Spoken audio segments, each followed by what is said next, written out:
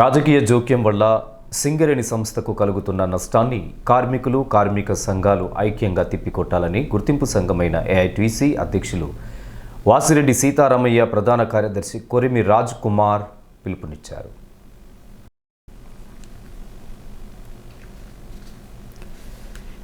గురువారం ఉదయం గోదావరికని ప్రెస్ క్లబ్లో ఏర్పాటు చేసిన మీడియా సమావేశంలో వారు మాట్లాడుతూ తెలంగాణ ఆవిర్భావం నుండి సింగరేణిలో రాజకీయ జోక్యం ప్రారంభమైందని అన్నారు. గత బీఆర్ఎస్ ప్రభుత్వం సింగరేణి సంస్థను టెండర్లలో పాల్గొనివ్వకుండా తమ అన్యాయాలకు బొగ్గు బ్లాకులను కట్టబెడితే కాంగ్రెస్ ప్రభుత్వం కూడా సరికొత్త నిబంధనలతో ప్రైవేటు కాంట్రాక్టర్లకు కొమ్ము కాస్తూ సంస్థను దివాళా తీసే చర్యలకు పాల్పడుతుందని ఆరోపించారు. సింగరేణి అభివృద్ధి కోసం ఏనాడు నిధులు కేటాయించని ప్రభుత్వానికి సింగరేణిపై పెత్తనం ఎందుకు ఉండాలని ప్రశ్నించారు.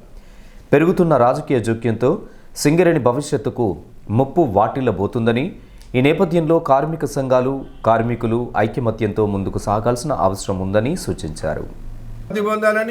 ఈ పార్టీ పైన ఆ పార్టీ, ఆ పార్టీ పైన ఈ పార్టీ కార్మికులను గందరగోళపరిచే పద్ధతుల్లో చేస్తున్నారు. ఇది వీళ్ళకి మొదటి నుంచి ఈ టెండర్లలో ఈ రాజకీయ నాయకుల జోక్యం తెలంగాణ వచ్చినప్పటి నుంచి ఏర్పడుతుంది. సింగరేణిలో తెలంగాణ రాకముందు ఏ గవర్నమెంట్ ఉన్నా, కాంగ్రెస్ ఉన్నా, తెలుగుదేశం ఉన్నా, మరే గవర్నమెంట్ ఉన్నా, ఎవరు ముఖ్యమంత్రి ఉన్నా వాళ్ళ జోక్యమే ఉండేది కాదు. ఇవాళ ఆ గవర్నమెంటు సింగరేణికి రావాల్సిన డబ్బులు బొగ్గు తీసుకున్న దానికి, కరెంటు తీసుకున్న దానికి 26,000 కోట్ల రూపాయలు బాకీ పెట్టిపోయింది.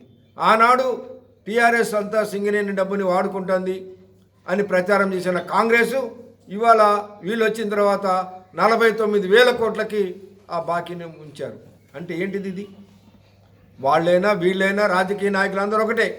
ఇలా కార్మికుల సంక్షేమం చూసేది, ఈ సింగరేణి కంపెనీ అభివృద్ధి చూసేది కేవలం కార్మికులు, కార్మిక సంఘాలు మాత్రమే. వాళ్ళదేమున్నది, 5 సంవత్సరాలు ఉంటారు, ఈ కంపెనీ ఉంటే ఉంటుంది, పోతే పోతుంది. కానీ మేము మరి కార్మికులు మన పనిచేసాము, మా పిల్లలు పనిచేయాలి, ఇంకా తరతరాలుగా ఈ సింగరేణి నడవాలంటే ఈ రాజకీయ జోక్యం లేకుండా ఏ కార్మిక సంఘం గెలవనండి, ఎవరు గెలిస్తే ఉన్నది. టీబీజీ కేసు గెలిస్తే వాళ్ళదే నడవాల్సి ఉండే, కానీ టీబీజీ కేసుని డమ్మీ చేసి టీఆర్ఎస్ఏ నడిపించింది. ఇవాళ మేము గెలిస్తే మమ్మల్ని ఏమి పక్కన పెట్టేసి వాళ్ళే నడిపిస్తూ ఉన్నారు. ఇవాళ ఏంటిది ఇదంతా? మరి కార్మిక సంఘాలు ఎందుకు, కార్మిక సంఘాల ఎలక్షన్లు ఎందుకు? కాబట్టి అన్నీ కూడా కార్మికులు ఆలోచన చేయాలి. కార్మిక వర్గంలో తిరుగుబాటు వస్తే ఈ రాజకీయ నాయకులు ఏం చేయలేరు, ఎవరేం చేయలేరు. కాబట్టి ఏ పార్టీ అధికారంలో ఉన్నా, ఎవరి అధికారంలో ఉన్నా సింగరేణిలో జోక్యం చేసుకోకూడదు.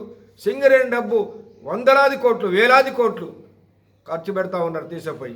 ఏదో వాళ్ళ సొంత డబ్బు వాళ్ళ ఇంట్లోంచి తెచ్చిపెట్టినట్టు, అభివృద్ధి చేసినట్టు పోజులు పెడతా ఉన్నారు.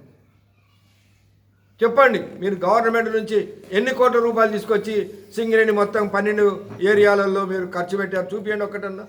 సింగరేణి డబ్బునే కోట్లాది రూపాయలు తీసుకుపోయి మీరు వాడుకుంటున్నారు తప్ప సింగరేణికి మీరు చేసింది ఏమి లేదు. కాబట్టి ఇప్పటికైనా కార్మిక వర్గం ఆలోచించాలి. కార్మిక సంఘాలు కూడా ఈ సంఘం మీద ఆ సంఘం, ఆ సంఘం మీద ఈ సంఘం దుష్ప్రచారం చేసుకోవడం, విమర్శ చేసుకుంటే ఇది కార్మికులకే నష్టం తప్ప ఇంకోటి కాదు. వాస్తవాలు కార్మికులకు చెప్పాలి, ఎవరి దేని వల్ల నష్టం జరుగుతుందో చెప్పాలి. అందరం కలిసికట్టుగా దాన్ని అడ్డుకోవాల్సిన అవసరం ఉంటుంది. మేము ఎప్పుడు కూడా ఏఐటీసీగా మేము ఒంటరిగా ఇది చేస్తామని చెప్పలేదు. ఆనాడు బిఎఫ్ఆర్కి పోయినాడు కూడా మేము అన్ని కార్మిక సంఘాలు కలుపుకొని తీసుకుపోయాం. అట్లనే ఈ సింగరేణిలో ప్రైవేటు మైన్స్ని ఎల్లందులో తీసుకొచ్చినాడు కూడా అన్ని కార్మిక సంఘాలు కలుపుకొని పోవడం చేశాం. ఏఐటీసీకి ఆ దృక్పథం ఉంది. తప్పనిసరిగా ఈ సమస్యల పైన పోవడానికి కార్మిక వర్గాన్ని ఐక్యమత్యం చేస్తాం, అన్ని కార్మిక సంఘాలను కలుపుకొని పోరాటం చేస్తామని చెప్పేసి సింగరేణికి జరిగే ఈ నష్టాన్ని నివారించడానికి కార్మికులందరూ ఐక్యం కావాలని ఏఐటీసీగా విజ్ఞప్తి చేస్తాం. ఈ రాజకీయ జోక్యం వలన సింగరేణి గ్రాఫ్ పడిపోతూ ఉన్నది. ఇటు కార్మికులు కూడా ఆందోళనకరంగా ఉన్నారు. దీనికి ప్రధాన కారణం రాజకీయ పార్టీలు నువ్వంటే నువ్వు చేసినావు దొంగతనం, నువ్వు చేసినావు అనే పద్ధతిలో పేపర్లు, అదేవిధంగా మీడియాలో వస్తున్న ఈ యొక్క కథనాలకు సంబంధించి మేము కూడా వివరణ ఇవ్వాలి. సరే, 2 పార్టీలు ఈరోజు మనం అనుకున్నాం, మొదటి నుంచి చెప్తా ఉంది ఏఐటీసీ, ఈ సింగరేణిలో రాజకీయ జోక్యం 2018 తర్వాత ఎక్కువ స్పీడ్ అయిపోయింది.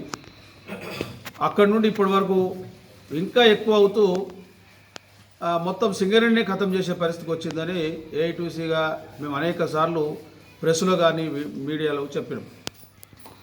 ప్రధానంగా ఇప్పుడు మా అధ్యక్ష వారు చెప్పినట్టుగా ఇది తాడిచెల్ల 1 మొదలుగా రోషయ్య గారు సింగరేణి చేసుకోమంటే ఆనాడున్న రాష్ట్ర ప్రభుత్వం సింగరేణి అధికారుల మీద ఒత్తిడి పెట్టి ఈ తాడిచెల్ల 1 అనేది ఫీజిబిలిటీ లేదు, ఆ బొగ్గు నాణ్యత లేదు, మనం తీయలేము, ఖర్చు ఎక్కువ వస్తుందని చెప్పి బలవంతంగా మన అధికారులతో రాపించి ఆ బ్లాకును జెన్కో క్యాప్టివ్ మైన్కు అప్పచెప్పి ఏఎంఆర్ కంపెనీకి అప్పుడు ఇచ్చారు.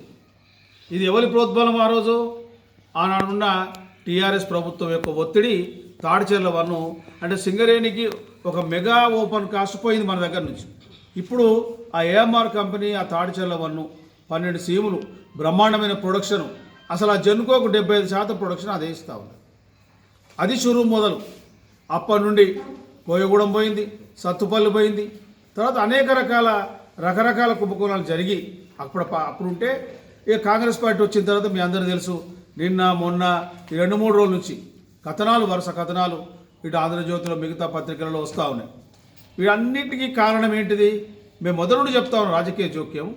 మొట్టమొదటిగా 4వసారి ఎన్నికలు జరిగినాక 4వసారి ఎంత పెద్ద ఇష్యూ అయినా ఇటు మేనేజ్మెంటు యూనియన్ మాట్లాడుకొని ఫైనల్ చేసుకునేది.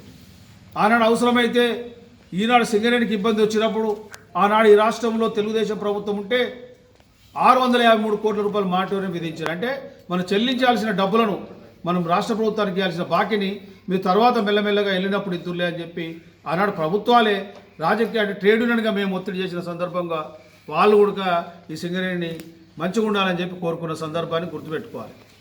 అదేవిధంగా మేనేజ్మెంటు యూనియన్ మాట్లాడుకుంటేనే ఏ భారతదేశంలో లేని లాభాల వాటను ప్రకటించుకున్న సంగతి తెలుసు. ఆనాడు రాజకీయ కోణం లేదు, కేవలం చంద్రబాబు నాయుడు ఇంటికి పిలిపించుకొని మాట్లాడిన సందర్భంలో ఆ ప్రకటన వచ్చింది. అంటే ఇవన్నీ ఎందుకు చెప్తా ఉన్నామంటే ఎప్పుడైతే 5-6 సార్లు నుంచి సింగరేణి ఎన్నికలు జరిగినాయో అప్పటి నుంచే ఈ రాజకీయ జోక్యం ఎక్కువైపోయింది అనేది మనం అర్థం చేసుకోవాలి. ఈ మీడియా సమావేశంలో ఏఐటీసీ నాయకులు మడ్డి ఎల్లాగౌడ్, వైవీరావు, జూపాక రామచందర్, ఎంఏ గౌస్, నాయన్ శంకర్, తాళ్లపల్లి శ్రీనివాస్, పర్లపల్లి రామస్వామి, పడాల కనకరాజు, ఎర్రగొల చేరాలు, రాపోలు రాజేశ్వరరావు, జగదీష్, ఆరెల్లి రాజేశ్వరరావు, గంగారపు చంద్రయ్య, చెప్ప్యాల మహేందర్రావు, తొడుపునూరి రమేష్ కుమార్ తదితరులు పాల్గొన్నారు.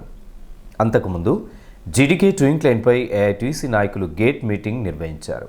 రాష్ట్ర ప్రభుత్వం అవలంబిస్తున్న కుట్రపూరిత విధానాలు, సంస్థ ఎదుర్కోబోయే విపత్తుల గురించి సందర్భంగా నాయకులు కార్మికులకు వివరించారు.